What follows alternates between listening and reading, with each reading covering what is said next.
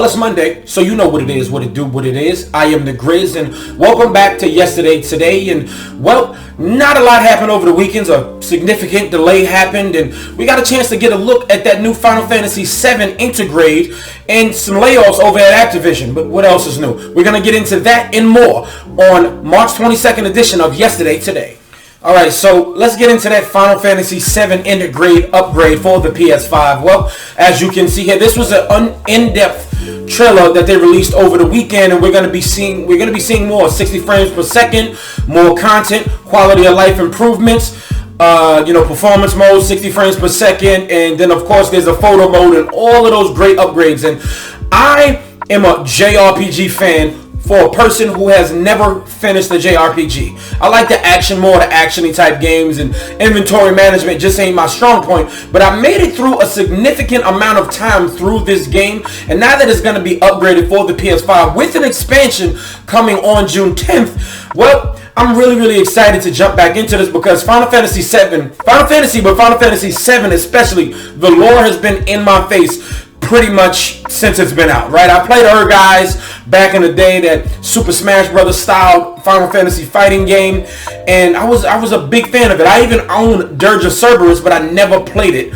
I never got a chance to get into Crisis Core, so the story is, kind of embedded in me a little bit right now, and I've always wanted to play it, but I put this game down after that big fight in the sewers without a spoiler. And of course, if you played it years ago, then you know what it is, but some of them boss battles were a bit much for me, and I'm going to listen to a friend and just put it on easy mode because the stuff is just a little bit much. But I do want to finish this game because I do plan on playing all of the other parts. We don't know how many parts there is, but bring it all on, because if you're going to bring something to this level of quality to the system, well, I'm more than excited to. And hopefully maybe in about a year or two we get Final Fantasy VII Remake Part 2. Alright, lads and ladettes, so over the weekend, the Gotham Knights official Twitter account put it out. There will be a delay. The game won't be coming out officially until 2022, and that's fine, because due to COVID, it slows everything down. There's delays, and this game has been worked on in maybe 2 to 3 years, and the game actually looked fine, but take this time to give it a little bit more polish and make it a little bit more interesting, because a lot of people are going to compare it to all of those other games, even though this game completely operates very differently, and it even has a co-op mode. So here's an official statement from it. It says, Gotham Knights will now launch worldwide in 2022. We are giving the game more time to deliver the best possible experience for players. Thank you to our amazing fans for our tremendous support of Gotham Knights. We look forward to showcasing more of the game in the coming months. Honestly, I'm actually looking forward to this because, well, I'm a Batman fan. Now, not comic-wise, maybe the show and the movies-wise. I would read a comic here and there, but Batman, who doesn't love Batman, right? The guy without superpowers, but he's a superhero, okay? But Batman's not in this game. All of his kids are in this game, right? You even get a chance to play as Red Hood, Red Robin, Batgirl, and maybe other people. And I really just can't wait to see what it plays like. Just imagine maybe just going in, fighting people, and you got co-op. I can't wait to see what's going to happen. And please, take all the time you need. There are plenty of other games coming out this year to keep us occupied. And, don't handle us like you handled the Snyder Cut. Because now the Snyder Cut is out. Snyder Cut was absolutely amazing, and I'm happy. So hopefully now that they're delaying this, it's going to be great, and they don't have to just be giving patches and all kinds of that. Take the time. I'm all for delays. Nobody wants to be Cyberpunk. Alright, lads and ladettes, so over the weekend we got the South by Southwest Game Awards, and well, there was some pretty interesting things to come out of there, and I'm really interested. And I got a nice breakdown for you from Game Rant. And then, well, video game of the year was Hades. Not my surprise there, but the indie game after that was Deep Rock Galactic, and that game, to my knowledge, was maybe in early access for a few years, and I guess it officially released. And then you got Tabletop Game of the Year, The Search for Planet X, and then here we go, VR Game of the Year, which is no surprise to anyone, literally anyone, Half-Life Alyx on Valve. Now, I would absolutely love a Valve Index, but $1,000? Nah, son, I ain't got it. Now, and then, of course, you got the Matthew Crump Cultural Innovation Award, and that is Dreams by Media Molecule. Now, I appreciate everything that comes out of Dreams, and I low-key want to buy the game just to see some of the creations in there, because it is just absolutely amazing. Remember when the game officially first came out and somebody made some really tasty-looking breakfast? just the stuff you can do in that game, right? And then, of course, you have excellence in animation, art, and visual achievement, Ghost of Tsushima. And yes, I have a lot to say of that because Ghost of Tsushima is my game of the generation. Yes, it's better than Assassin's Creed, all that bloat. Yeah, I got a lot to say. I ain't a fan of Assassin's Creed. I do recognize the type of game that it is, but it ain't Ghost. It was nice. It was breezy. No pun intended. It was just, 40, 50 hours and it was all good. I don't like getting lost in my games like that, Excellence in game design is also Hades. Excellence in score, Ori and the Will of the Wisps. Those games are very, very known to have beautiful music. Excellence in multiplayer. Glad to know it's not Call of Duty or anything like that. It's Deep Rock Galactic.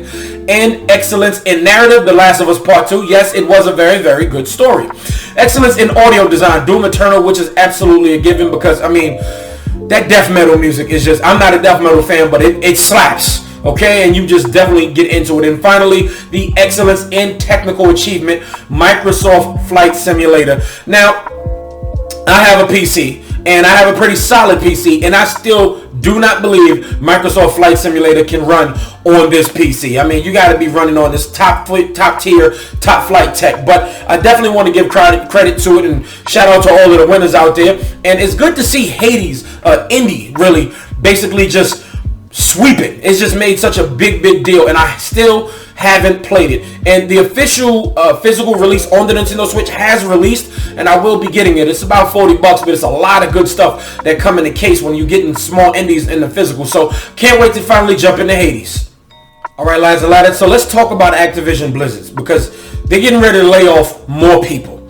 So last year, 200 people lost their jobs, right? And they closed the studio over in Versailles, France because, well, the esports was just pretty much dead. As you can see, just last week, Sony bought the biggest gaming tournament, and this is just what it is. Now Sony can fund them, but see, here's the thing. I'm never okay with people losing their jobs. It always sucks, and it's just always really, really terrible. But before I dig into this and tear into it, they had an interview with GameIndustry.biz, but there are some some small points that I absolutely want to point out. So let's go into this, right?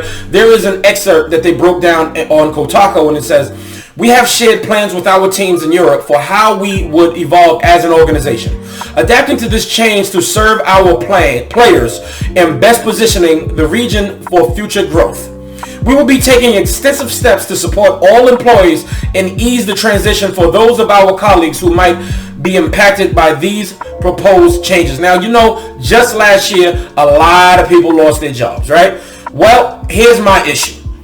The CEO of Activision Blizzard is set to get a $200 million bonus, but a bunch of people are about to lose their job.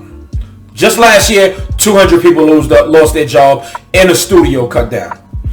I don't know. Maybe it's because I've been broke for half my life.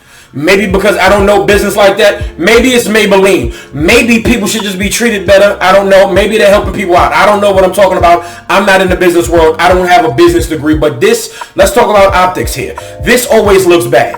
When a bunch of people get laid off and the CEO is getting an immense bonus. $200 million? That's wild. That's wild. I'm not saying what people should do with their money, but dog, you leave a bunch of people losing their jobs, but your pockets is getting fatter, $200 million more. That's kind of trash. And well, while Activision Blizzard is also known for it, what are we gonna do, right? Well, we might not even get another Tony Hawk game too. They're really just crapping in the bed right now, and they just sitting there making bank. The best thing that they're doing right now is Overwatch and Call of Duty, and I ain't playing neither one of those. I played Modern Warfare, the remake, and I thought it was absolutely great. Then they put out the new Black Ops, and it didn't slap like everything else did. I didn't even buy it, but I really, really wish Activision would be a little bit more, employee and consumer friendly. But then again, once again, I don't know what I'm talking about. I am not the employee here. I'm just one guy with one opinion right here on YouTube. All right, lads and lads, that is it for today. Let me know what you think about all this in the comments down below, like the nonsense going on at Activision Blizzard and what you thought about the South by Southwest award show. Are you happy with some of the people that happened? And what do you think about that Final Fantasy VII Integrate? Because there will be a Yuffie expansion coming with it alongside it, but the Yuffie expansion is going to cost a little something extra. And well, if you're a long-time Final Fantasy VII fan, I know a lot of people are really upset, but let me know down in the comments below what you think about the whole list. But thank y'all so much for watching. If you're new here, go ahead and hit that subscribe button, and go ahead and hit that like button on your way out. If not, hit the dislike. It's all good. Make sure you hit that notification bell on so you know when your boy is posting. But I will see y'all Tuesday for the stream, possibly, because I just want to make sure I have something interesting for y'all to stream. But if not, I will see y'all Wednesday and Friday for Yesterday Today, bringing you some of the biggest gaming news you may have missed from yesterday today. This video is finito.